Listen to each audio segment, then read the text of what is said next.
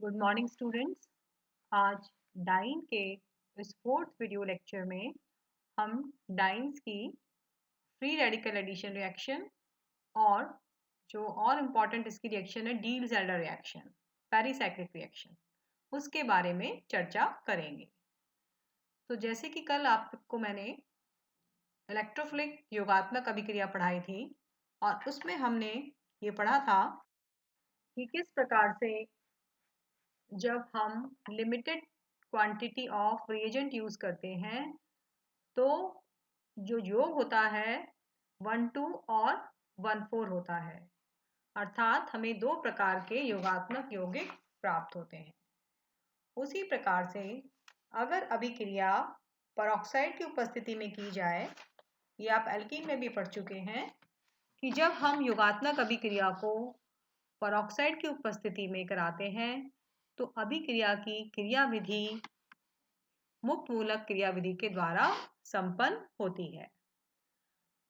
तो जो conjugated dine है वो मुक्त मूलक योगात्मक अभिक्रिया के फलस्वरूप 1,2 और 1,4 योगात्मक उत्पाद बनाते हैं।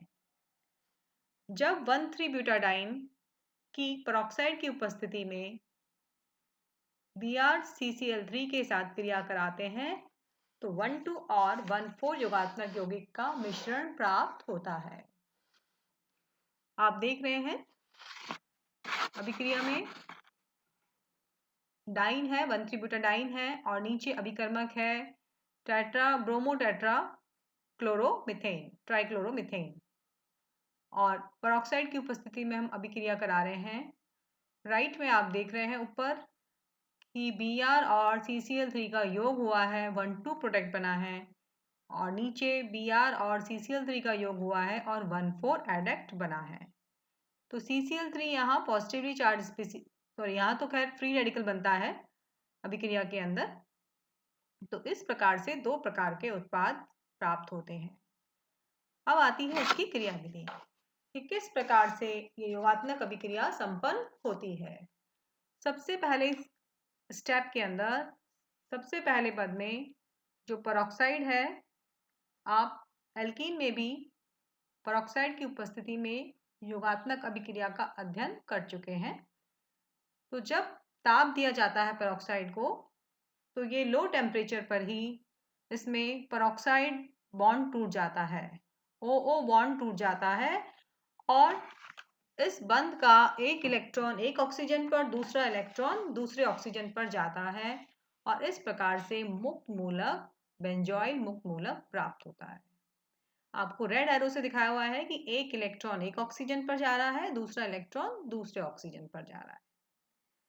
फिर फर्दर इस बेंजॉइल मुक्त मूलक का अपघटन होकर C6H5 मुक्त मूलक यानी कि बेंजाइल मुक्त मूलक या एरल मुक्त मूलक प्राप्त होता है। अब ये जो सेकंड स्टेप में ये जो एरल मुक्त मूलक प्राप्त हुआ है, ये जो हमारा अभिकर्मक है BrCCl3 उस पर इसकी अभिक्रिया होती है। आप सब जानते हैं कि मुक्त मूलक बहुत क्रियाशील होते हैं क्योंकि इनके बाहरी कक्ष में 7 इलेक्ट्रॉन ही रहते हैं, इसलिए ये तुरंत से किसी अभिकर्मक से या किसी मॉलिक्यूल से अभिक्रिया करके अपना अष्टक पूर्ण करना चाहते हैं।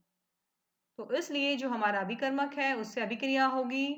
रेड एरो से आपको दिखाया हुआ है कि किस प्रकार से सहसंयोजक बंध टूट रहा है और एक इलेक्ट्रॉन ब्रोमीन पर जाएगा और एक CCl3 पर, क्योंकि मुक्त मूलक अभिक्रिया में जब कभी भी बॉन्ड क्लीवेज होता है तो बॉन्ड के इलेक्ट्रॉन समान रूप से दोनों परमाणुओं पर चले जाते हैं और इस प्रकार Br जो मुक्त मूलक है वो एरिल मुक्त मूलक पर जुड़कर C6H5Br बना लेगा और CCl3 मुक्त मूलक आपको प्राप्त हो जाएगा।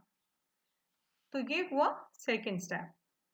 अब थर्ड स्टेप में जो ये CCl3 मुक्त मूलक हमें प्राप्त हुआ है, अब ये ब्यूटाडाइन पर अभिक्रिया करता है। क्योंकि इस सेकेंड स्टेप के द्वारा हमें क्या मुक्त मूलक प्राप्त हुआ? CCl3। और अब देखेंगे step 3, addition of CCl3 to allylic free radical. तो अब जो हमारा मेन सबस्ट्रेट है 1,3-ब्यूटाडाइन, उस पर सेकेंड स्टेप में प्राप्त CCl3 मुक्त मूलक की अभिक्रिया होगी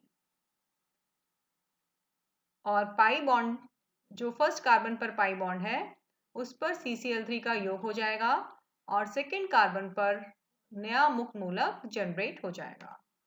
आप राइट में देख रहे हैं ये नया जनरेट मुक्त मूलक क्या है? Allylic free radical. और इस एलाइलिक फ्री रेडिकल का फर्दर अनुनाद होगा क्योंकि ये मुक्त मूलक सेकेंडरी मुक्त मूलक डबल बॉन्ड के कॉन्जुगेशन में है और इससे हमें कौन सा मुक्त मूलक प्राप्त हुआ रेजोनेंस से? प्राइमरी मुक्त मूलक। तो इस प्रकार से आप देख रहे हैं कि किस प्रकार से CCl3 का योग होकर एलाइलिक मुक्त मूलक प्राप्त होता है और जो अनुनाद के द्वारा दो संरचनाएं बन रही हैं, सेकेंडरी कार्बोनियम आयन और सेकेंडरी फ्री रेडिकल और प्राइमरी फ्री रेडिकल। अब फोर्थ स्टेप में योग होता है किसका? Br मुक्त मूलक का, addition of Br free radical. जो थर्ड स्टेप में हमें मुक्त मूलक प्राप्त हुआ है अब उस पर योग होता है BrCCl3। तो इससे Br मुक्त मूलक जो हमें मिलता है, अगर Br मुक्त मूलक सेकेंडरी फ्री मुक्त मूलक पर जुड़ता है तो उत्पाद आपको मिलेगा 1,2 एडिशन और अगर Br मुक्त मूलक प्राइमरी फ्री रेडिकल पर जुड़ता है तो 1,4 योगात्मक यौगिक प्राप्त होता है। तो इस प्रकार से दोनों उत्पाद का मिश्रण प्राप्त होता है क्योंकि अभिक्रिया में अनुनाद के द्वारा एलाइलिक मुक्त मूलक दो प्रकार का प्राप्त होता है, प्राइमरी मुक्त मूलक और सेकेंडरी मुक्त मूलक। तो इस प्रकार से हमें दो प्रकार के मुक्त मूलक प्राप्त होते हैं। नेक्स्ट इंपॉर्टेंट रिएक्शन है साइक्लो एडिशन रिएक्शन। इसको हम डील-सैल्डर रिएक्शन कहते हैं। डील-सैल्डर रिएक्शन क्योंकि जो साइंटिस्ट थे डील-सैल्डर, उन्होंने इस अभिक्रिया को बताया था और इसीलिए इसका नाम डील-सैल्डर रिएक्शन भी पड़ गया। इसकी खोज डील-सैल्डर ने की थी। क्या होता है इस अभिक्रिया में? एक डाइन होती है यानी कि जो इलेक्ट्रॉन दे रही है और एक ही पद में इसमें दो नए सिंगल बॉन्ड और एक नया डबल बॉन्ड बनता है और एक होता है आपका डाइनोफाइल। तो इन दोनों की अभिक्रिया से साइक्लिक यौगिक बन जाता है। दोनों की अभिक्रिया के फलस्वरूप एक चक्रीय उत्पाद प्राप्त होता है, 6 सदस्यीय चक्रीय यौगिक प्राप्त होता है, इसलिए इसको साइक्लो एडिशन रिएक्शन भी कहते हैं। तो इस प्रकार एक तरह से डाइन पर डाइनोफाइल का योग संयुग्म में योग है, इसमें दो पाई बॉन्ड अदृश्य हो जाते हैं, दो पाई बॉन्ड खत्म हो जाते हैं, एक नया पाई बॉन्ड बन जाता है और दो एकल बंध बन जाते हैं। आप इसको रेड एरो से मैंने शो किया हुआ है कि जो आपका डाइनोफाइल है उसका पाई इलेक्ट्रॉन से इलेक्ट्रॉन जा रहे हैं कहाँ पर? फोर्थ कार्बन पर और दोनों के बीच में क्या जुड़ गया? एक बॉन्ड बन गया और फिर जो CH2 3 और 4 के बीच में जो डबल बॉन्ड है, पाई बॉन्ड है, वो कहाँ शिफ्ट हो रहा है? 3 और 2 कार्बन के बीच में।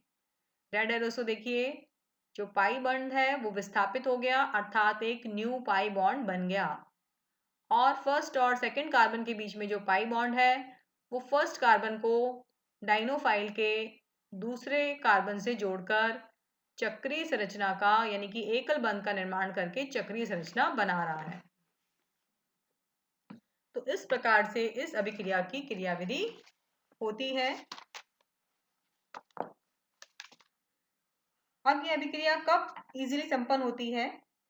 यदि डाइनोफाइल पर इलेक्ट्रॉन आकर्षित करने वाला समूह लगा हो तो अभिक्रिया शीघ्रता से संपन्न हो जाती है क्योंकि डाइन है वो इलेक्ट्रॉन देने का काम करता है, इलेक्ट्रॉन डोनर की तरह काम करता है।